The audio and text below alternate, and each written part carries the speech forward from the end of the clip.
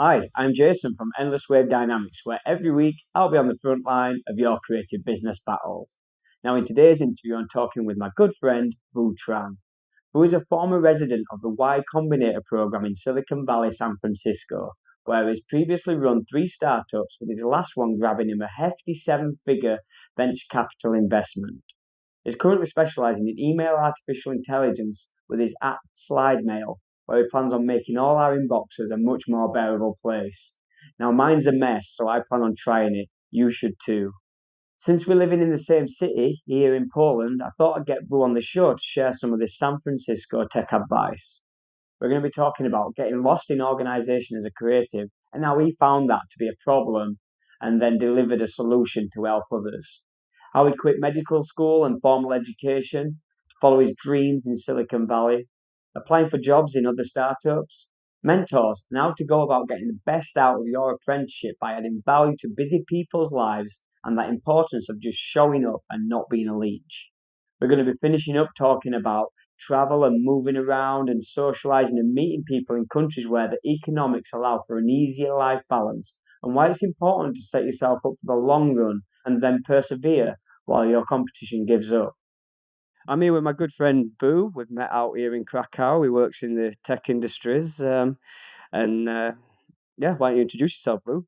Yeah, so as you said, my name is Vu. I went through the Y Combinator program twice. I think that's how you got interested in knowing me. It's like this accelerator in San Francisco. Sure. A 3-time entrepreneur, raise money, VC stuff. Right now I'm working on an app called SlideMail. Yeah. We've been working on it for a year or so now. We're essentially an iOS app that we try to combine artificial intelligence with email. Which is so interesting. I've not even heard of anything like that before. It like blew my mind when you told me. Tell us a little bit about that, because that's crazy. It's a new thing. Yeah, totally. One of the patterns with like the past 3 companies I started, was really by accident, really, and that was sort of the same thing with this one. Essentially, I get really lost in my work a lot. My emails are completely awful, and I've missed a lot of meetings. I've missed like flights, even. I miss like so many things. Just because I'm so bad at like handling that stuff, putting in my calendar. So basically, you had like a problem, and you realized that might be a problem for other people. So you started to find a solution, and work on a solution. Yeah, exactly. So I mean, like where it first really started was just like, well, flights. I miss flights. I miss meetings, right? But in my emails, in the text, it says, hey, your flight is like October 9th or whatever that day is. And I found that, hey, I can automatically pull that out. I can set a reminder for myself, make it sure that I don't forget it, So I just built this for myself, and then eventually you build it for yourself. You give it to some friends. You're like, hey, try it out. And, before you know it, you start a company. And That's perfect. So how did you get started in the tech industry? Have you always done tech stuff? Is that where you did your education? Tell us how you get started. Yeah, so I actually started in medicine, really. So completely different. Yeah, I started when I was pretty young. I went to college when I was like 16 or so, quite young. I always thought I wanted to do medicine because I just wanted to help people, Sure. But what you sort of find is, after 3 years or so in that field, you realize that there are people that are just born to be doctors, They just have like some sort of calling. I feel like I always graduated like top of my class, always performed pretty well, but you go there and then you have these people with like superpowers, like they're able to like outperform you in every single way, and you think you're smart, but you're just like no longer, and it's just like do I really want to be a doctor anymore? So I decided to switch up. But it must be in your blood to help people, because that's effectively what you're doing right now. You're trying to help exactly. people. I mean, I know I've got a huge inbox full of messages. I always point out I've got like 100 messages or 100 notifications. It's like you can never get through them, and that's what you're doing now, is giving people a solution on getting through to get into inbox zero, basically. Yeah, trying to make it as automatic as possible. Sweet. So I did medicine for a while, right? It happened by accident, really, because I was with a friend, and he was a senior that year, and he was going to like a job fair. That was like on-campus job fair, and I was just like walking with him. And he was like, "Yeah, you want to come along?" And it was just like exclusively for computer science students. Right. So I went in there, and I took a walk around and I started talking to some people. and there was like LinkedIn, Yelp was there. I think Facebook was recruiting, and Microsoft, because the University of Washington is where I went to, and it's like quite good. It's like one of the best public universities for computer science, because it's like right next to Microsoft. But yeah, I essentially talked to people. I think I talked to like the CTO from LinkedIn, something like that. And I was like, yeah, what are you looking for? And they're like, oh, we always need some more mobile developers, right? And I'm like, oh, okay, I did that. I can do that. But I really only just like built like a fart app or something like that. It was like back in like 2011 or something. So I did that. I sent in a bunch of my resumes to a bunch of places. Got rejected by 15 places or so. Straight up. Yeah, like Adobe, Google rejected me once they figured out I didn't have a degree. Facebook as well, et cetera, et cetera. And the last place I applied to was a startup. Just 2 people, I think. Right. The other companies that rejected me, they rejected me because my technical skills wasn't that great. Because you'd not done it before. Yeah, well, yeah, I was like self-taught. I was trying to learn as much as I can from a book. I literally had this book called like 20 most popular technical interview questions or something like that. It was just like very specific to try to pass these interviews, that's like the only thing I was studying. Is there a question on that sticks out that you remember? Like, no, they're just very technical for it's like you have n number of stair steps, and you can either take 1 step at a time or 2 steps. Just like there's this really ambiguous thing. Like it's just like so specific and so niche that you'll never ever have to like ever apply it in your life. But it's just like so specific to these job interviews. So I studied that. That's the only thing I had. And unless they asked the question at the technical interview, like very specific to like what I learned in this book, like there was no way, But yeah, the last place I interviewed to, he didn't even ask me like any technical questions at all. He just asked me about my life, what I'm passionate about. And then on the spot, he was like, okay, well, you have the job, you're hired. So to me, that shows that you built some kind of rapport with this person early on, in the interview, like as if the technical things didn't exactly matter as much as building a connection, and he knew that you was worthy of him spending time with you, improving that skill set, whatever you're lacking, and building you up from that way. So that's like mentorship in a way. So do you feel that mentorships had a good impression on your career? Yeah, exactly. So 100% he was my mentor. I consider him like my first mentor. Because he saw something, I guess, that other people weren't able to see. He was able to see that, hey, at least this guy is crazy enough and willing to put in the work and go the extra mile, right? And that whatever I invest in it will grow. He'll continue to be better. He can at least learn, even if he's not like that competent, And yeah, so I remember the first week in, they were like completely like overwhelmed with work, completely. They just had too many clients, and I think that's really the real reason why he hired me, because he was just like, oh, I'll hire anybody. Whereas like a lot of these big companies were just taking all the talented people, and they're like, okay, I'll take this guy. But then the first week, I remember they had a client, right, and they were completely behind on all that work. They were going to lose it because they couldn't get the work done fast enough, right? So they were like, okay, Vu, you're in charge of this account now. You're in charge of this project. Just like do as much as you can. We're gonna probably lose them anyways.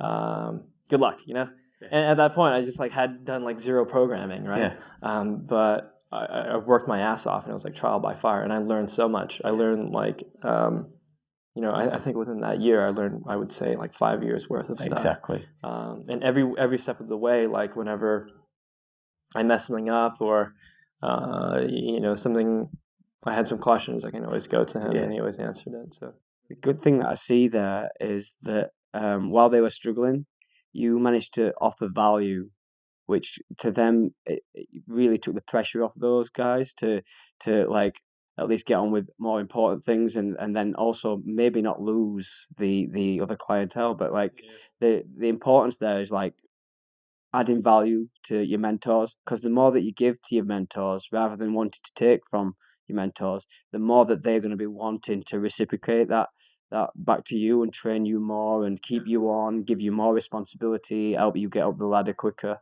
than what you would, like you said, 5 years worth of learning in 1 year. It's like not many people get that opportunity. And I've told this story before, but like I had a very similar thing in recording studios. From being 16, I managed to assist in a recording studio, and all I did at first was just sit at the back of the room, not even asking questions at first, just being there until it got to a point where they liked having me around, and we had conversations and normal conversations about things that they want to do with the studio.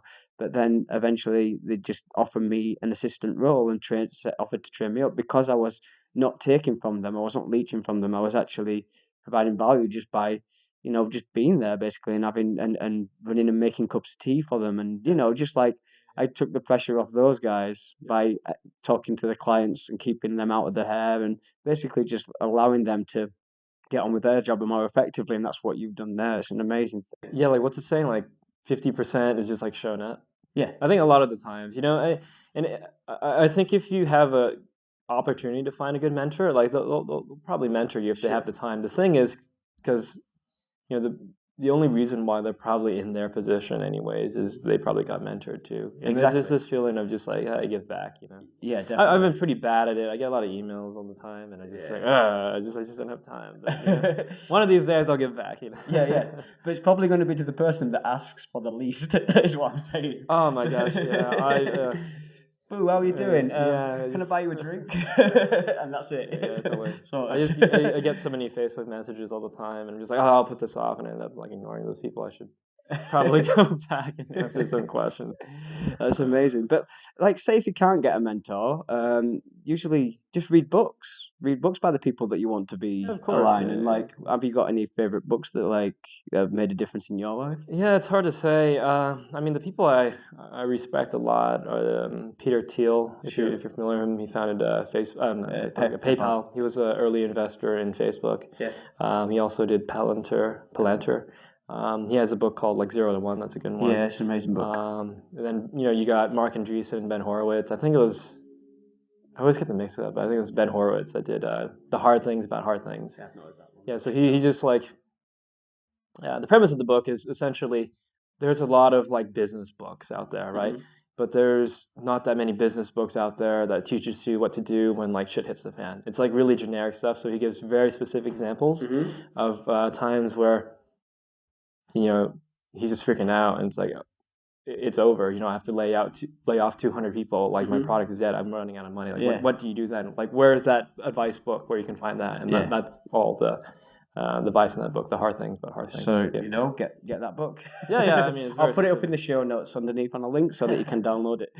Yeah. So I've been reading 0 to 1 while I've been here in Krakow, and that's where I've met you. Right. So I moved out here to Krakow to do that exact same thing where I instead of just making records every single week and getting really pissed off with the bands and getting really fatigued and brought down by it and not enjoying it anymore, which is what's happened before, I'm only going to make 6 records a year by being really choosy and basically giving all my passion and really enjoying those records that I am making by really good bands that I've selected.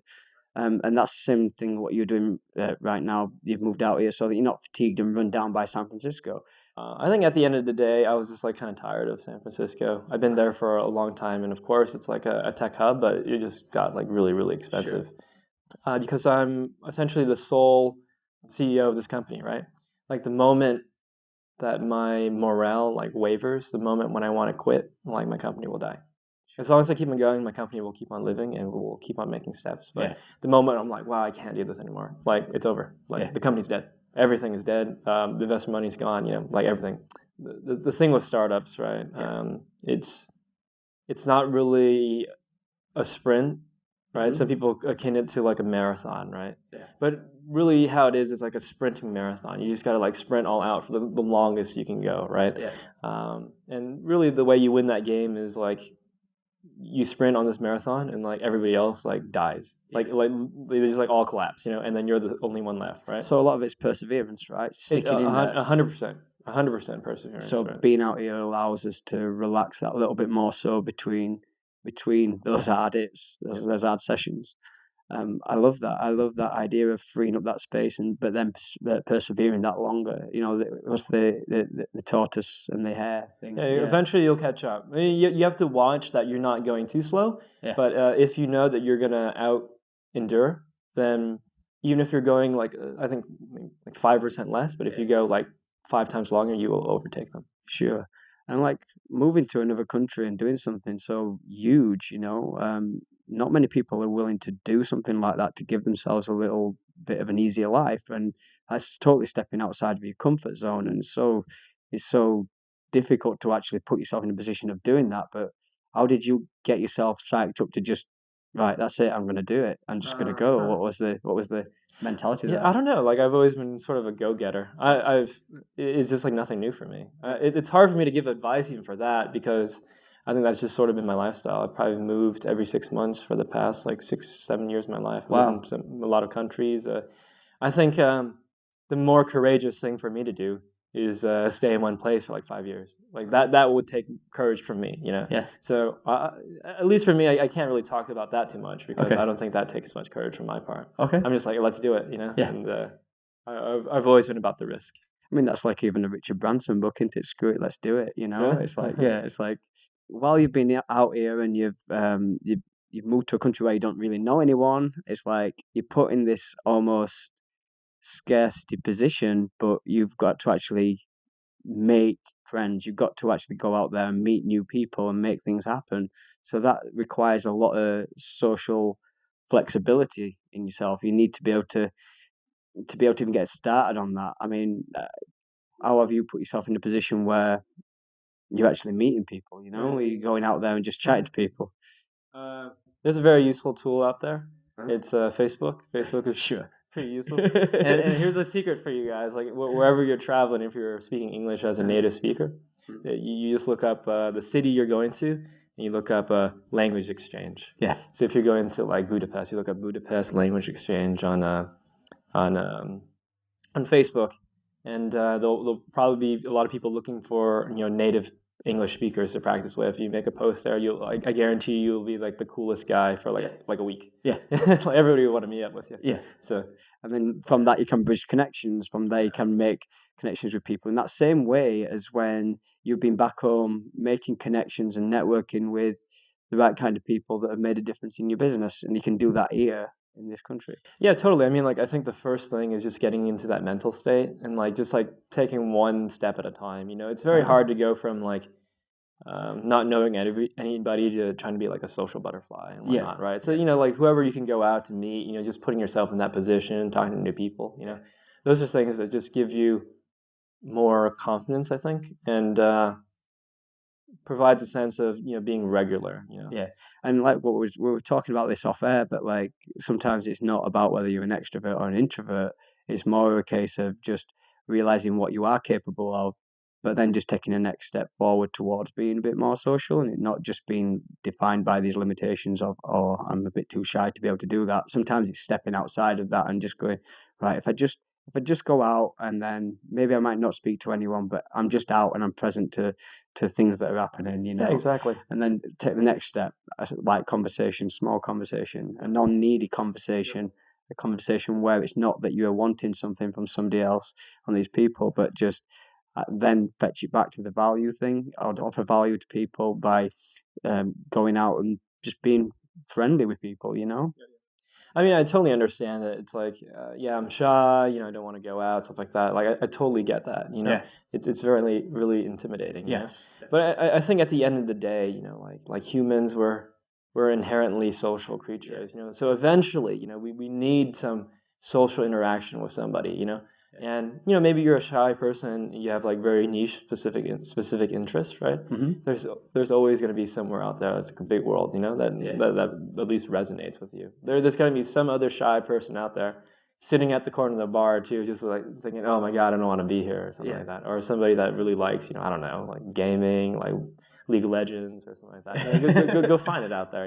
It's going to be somewhere. Thanks a lot, Boo. Yeah, sure. Some great advice there that I think the creative people, you artists, musicians, you designers, all those kinds of people, you can take a lot from what Boo's doing with his tech community background and sure. Good stuff. Good stuff. Hope you enjoyed this one as much as I enjoyed making it. It's really difficult to get yourself venture capital investment in business, especially in the noise and all the competition of Boo's San Francisco peers. You can tell that his mentors and his VCs who have invested both time and money into him I've done so because he's such a cool guy that's easy to hang out with and can be trusted to work his ass off and get the job done. I love that bit about perseverance and winning the long game by being that like tortoise that's on speed or something, instead of being that hare that's like having to take a nap because he's so exhausted. Show your support. Subscribe in YouTube and in iTunes. I make this content to help creative people in the areas that I've struggled the most in my career. Now, if you struggled with yours, or you've overcome such a huge hurdle in your productive performance, guess what? I'd love to hear about it. So get in touch, like and follow me on Facebook. Let's have a chat about how we can bring out the best creative in you and in others. Thanks.